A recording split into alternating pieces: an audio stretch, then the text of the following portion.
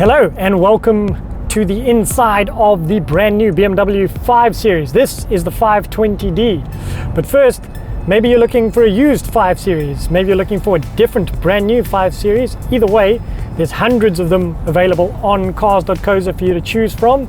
So take a look at the site. Let me know if you find one that's really good out there. After driving this, I'm actually quite keen on a 5 Series. So have a look at our stock. Let me know what you choose. But now let's get into the review of this one. Cars.co.za. You can't claim that budget doesn't have your back. Sure, but you can claim via WhatsApp. Budget, the official insurer of good South Africans.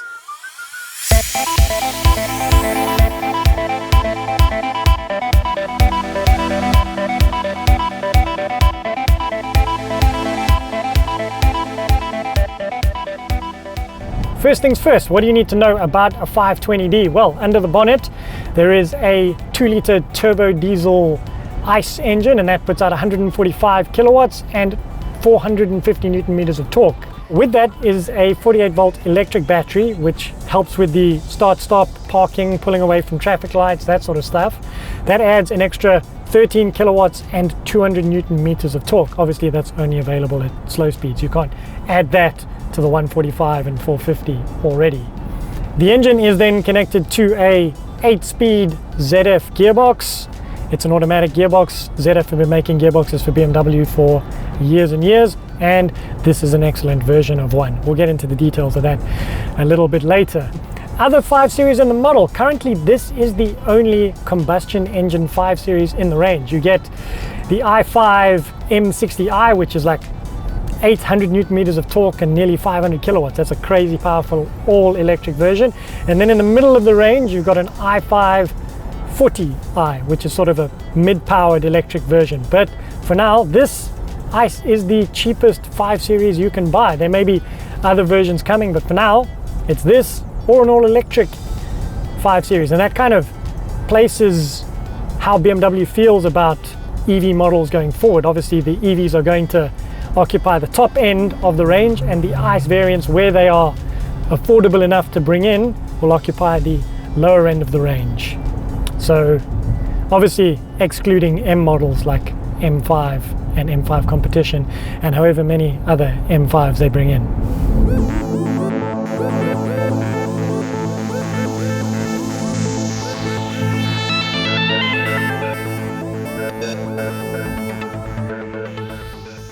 In terms of price, the 5 Series range starts with this 520D, and that sets you back 1.25 million Rand. Then there's quite a big jump, as EVs tend to be a bit more expensive. You've got the i5 40i, and that's about 1.8 million Rand. And then the top i5 M60i, well, that's 2.2 million Rand. So this 520D does seem like quite good value, considering you're getting most of the car aside from all of the power that you get from an EV.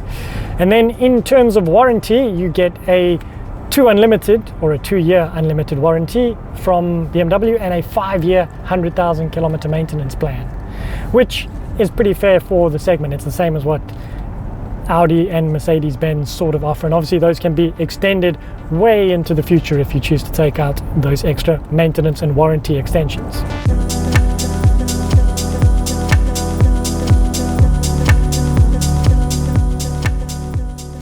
All right, we need to sort of address the elephant in the room when it comes to the 5 Series, and in particular sedans. This segment is pretty much all but dead. You know, there's not many sales going on around here and anywhere except for maybe China and America.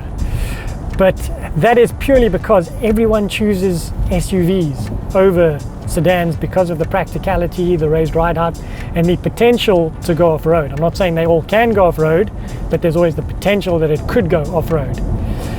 So the poor old business class sedan is busy dying a slow and drawn out death. It does still have some competitors in the market. You will still find an E-Class around. There's probably an A6 that competes with it as well. But for the most part, there aren't many competitors in this segment. So your main adversaries to the 5 Series are probably things like the X5, the GLE, the Audi Q5, those sorts of cars, the bigger SUVs. And even if you come slightly down, you can get things like Kia Sorento or Carnival, or your much bigger Korean SUVs, and those present real challenges to the 5 Series. But are they actually any better to drive? Well, I've been driving this now for like a couple tanks worth of fuel, diesel in particular, and I've got to say this is one of the best riding cars I've ever driven. The bump compliance, whether it be harsh bumps, small bumps, lazy bumps, it's beautiful. Way better than an SUV, and that's because it's lower. With an SUV, you're always trying to like combat that weight falling from side to side, and then you have to firm up the suspension, and then when you hit a bump, the whole car rattles or jerks or jumps about. But on something that's low like this, long, you don't need to firm up the suspension as much. And with this, like over any bump or turning into any corner, it just feels flat, comfortable. The ride quality is beautiful. It's great. It's probably the best riding car I've ever driven. And then you combine that with the ZF gearbox, which once you're out on the open road is imperceptible. I cannot feel a shift. I know it's doing it because I can see the numbers moving, but I can't feel it shifting. It's perfect on the open road. It's beautifully blended to the diesel engine as well. The only place where I would say it has an issue is when you come to parking or trying to like creep a little bit. Then it can't decide between the electric battery and the diesel engine as to which one it wants to use. And what happens is you're kind of peering forward to move a little bit, and the car will jump or jerk, and you move a little bit further than you want to in the parking space, which isn't great if there's like a concrete wall or a house in front of you. So those are things you just need to be careful of or be aware of when you're parking. It can be a little bit tricky.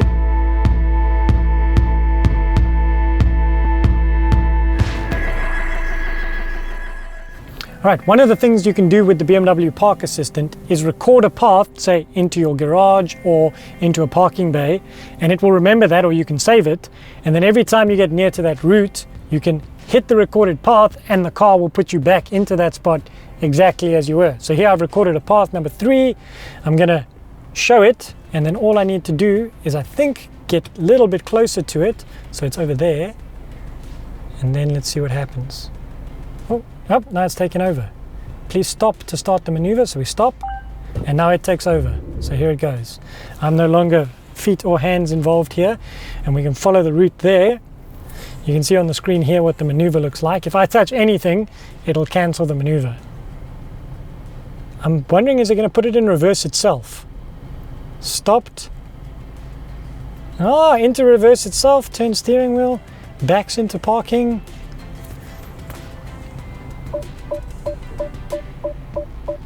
Done, puts the steering wheel back straight. That's a cool display of automated parking systems.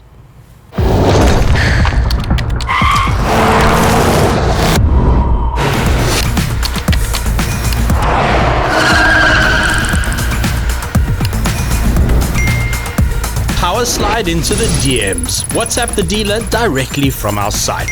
Less phone calls, less awkward.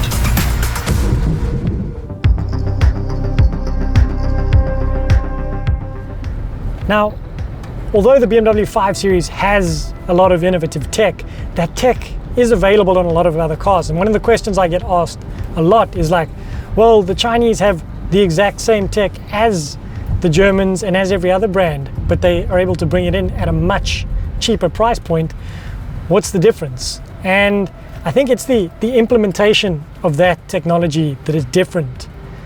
And just having more time spent implementing it has meant that like something as simple as lane departure warning or lane control is so much different in a car like this. So when it knocks you from lane to lane, it's a polite reminder. It's just a vibration on the steering wheel and then a slow movement of the wheel to center you back into your lane. Whereas in something like a Tiggo 8 Pro Max or a Haval H6, they tend to really knock you from lane to lane, and it can be quite a jarring experience. I mean, you'll be driving along and then all of a sudden the steering wheel will point sort of 30 degrees and just knock you from this side and then that side.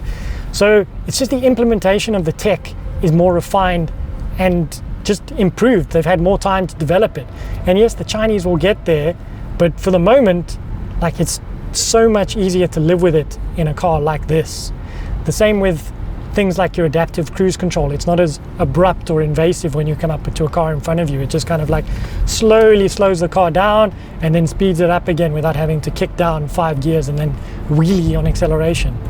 So that's one of the things that the Chinese still do need to catch up on, but you need to remember that there's a price point difference, and whether if you are up for the most refined possible driving, then the Germans do offer you that.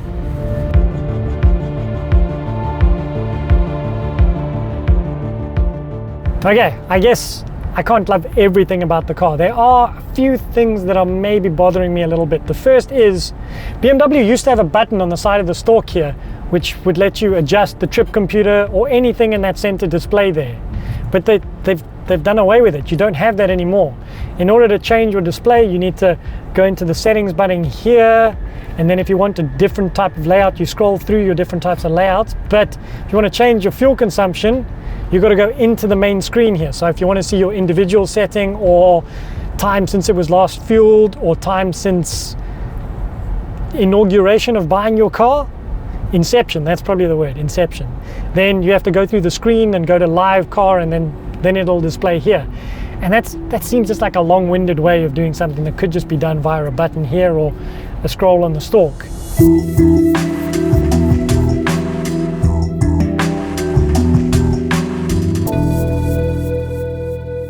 All right, welcome to the interior scene of the 520d. Now, the first thing you'll see is two giant screens up front. This runs BMW's brand new OS 8, I think it is, iDrive system.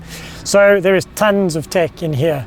Lots of things to play with, lots of connectivity as well. And in your center here, you've got the most crisp display you're probably ever gonna get on any car. But what's cool is you can customize that via multiple drive modes, which you select here, and you can go into like a sport mode, a comfort mode, a personalized mode, a psychedelic mode. Like there are tons of different driving themes that you can adjust there.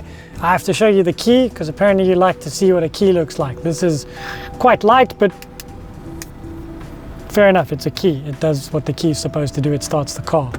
We'll put that in there. That's just a bit of a storage facility with a 12-volt port in the center console. Your steering wheel in typical BMW fashion, nice and thick steering wheel, lots of good leather. You got flappy paddles here. This one says boost if you're looking for an extra jolt of performance from the electric battery. You've got your cruise control on the left, and you've got your media control on the right, as well as your setup for your digital display over there. And then what's nice across the dash here is that it's very minimalist. There's nothing here. I can't even see air vents. If you're like Jacob Mashokwa and you need to line up your air vents, no problem here because you can't even see the air vents. But you do have like a little touch here as to how much air you want pushed through here. You can go from like 0 to 1. And then it took me a while to find this, but there's a little lever underneath here where you adjust the direction of the vents because you can't actually see them. But overall, a very nice clean look. This is sort of plasticky, but not like a harsh plastic. It's actually quite a premium feeling plastic. Then you got your typical leather across the dash, very nicely stitched together in BMW quality. Down here, wireless charging tray and a place to put a secondary phone. Then you've also got your 2 drinks cup holders and 2 USB-C ports. This setup here, there's your gear shifter in that sort of Swarovski crystal style finish. You then have an iDrive system to kind of shortcut your way into the main screen, but the main screen is actually where you do almost all of your changes to the car. So I have it on this screen because it has a picture of the car and I can spin the car around. And what's cool about this, it actually mimics exactly what's going on outside the car. So we have the passenger door open at the moment, that's how I'm talking to you. But then if I flash the lights, the main beam comes on here. If I turn the car around and I hit the brakes, the brake lights come on. If I turn the wheel turns there as well, which is quite cool. And as I move away, the wheels actually turn as well. Complete gimmick, but a nice thing to show your mates in the car. This one has a full panoramic sunroof.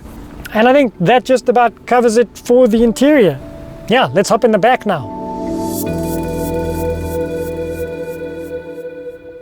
The back seat of the 520d. The first thing I notice is that my feet are actually quite squashed in there. I would like a little bit more underfoot room behind the seat, but overall my knee room is perfect. I've got plenty of space. This seat is in my driving position. I'm quite tall, so it's quite far back. But overall, very comfortable here. Tons of headroom, lots of shoulder room on both sides. And what's nice is I've got tinted glass already, and you've got privacy blind here, and also one on the side there to go full privacy. Then 2 USB-C ports down here, and then you've got one in each of the seats as well. Then fully automated dual zone climate control on the back, which is actually touch screen, very fancy. Then in the center you've got 2 drinks holders with rubberized bottom, so that's very fancy. And then you do get a proper 3-point harness here for the middle seat, which is a must.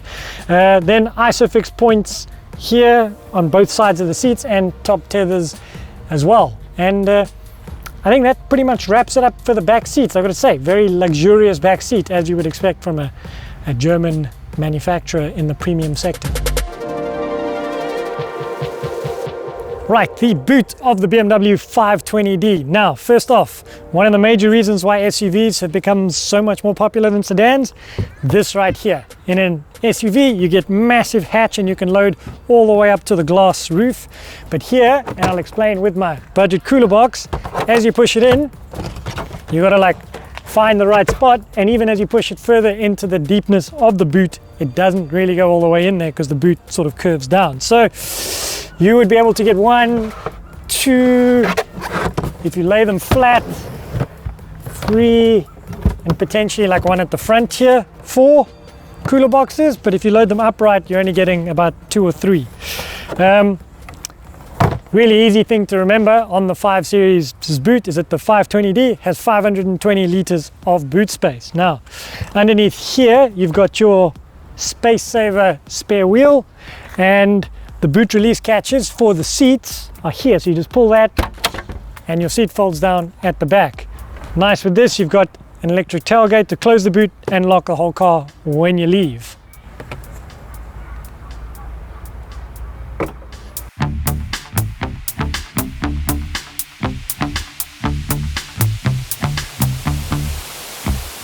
The 520d engine specifically. 0 to 100 is about 7.5 seconds, 7.3 I think is the exact claim, and it's okay. It's not the performance model, I understand that, but I think for a 5 Series it needs a little bit more grunt, something with a little bit more speed or hustle, I guess. It's fine and it's a great cruiser, and your fuel economy is amazing. This thing has been doing 5,000 Ks at 6.6 or 6.7 liters per 100. So if you like your long journeys or your cruising kind of car and getting that number as low as possible, the 520d is definitely the viable choice there. The 5 Series really does shine in terms of ride quality, like serene quietness and cabin refinement in here is probably the best in the BMW range. I think the 7 Series can be a little bit cluttered with tech. This feels to me like it's the right mix of tech, handling, and performance. There's a real quality feel to this without being overly techy or overly gimmicky. Suspension's great, engine is great, gearbox is phenomenal. It's almost the perfect car. The problem with it though is that it's a sedan. I mean, you guys saw the boot scene, right? You're limited to what you can do with the car. You can't really go off-road, and you can't really pack as much stuff as you would be able to pack in an SUV. I just think that for the South African lifestyle, the SUV is going to win out in that battle. So there you have it. Hit the like button, that helps us get our content out there. Hit the subscribe button. We're trying to get to 500,000 subscribers by the end of the year. So share with your friends, leave a comment below. Let's get that content out there, guys. And see you in the next one.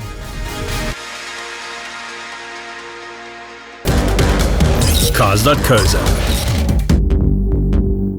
Are you busy trying to decide between 2 cars, 3 cars, 4 cars, 5 cars, 6 cars, and getting absolutely lost in all of the specs and all of the different pricing? Well, we have an excellent compare tool on our main website and in our app for you to use. It's very detailed, it's very slick and quick and efficient, and I highly recommend it. I use it all the time when I'm doing research for our car shoots. So check it out. We'll put the link in the description below and tell us what you think. Tell us if it helped you out. You deserve insurance that doesn't faff around. Budget, the official insurer of good South Africans.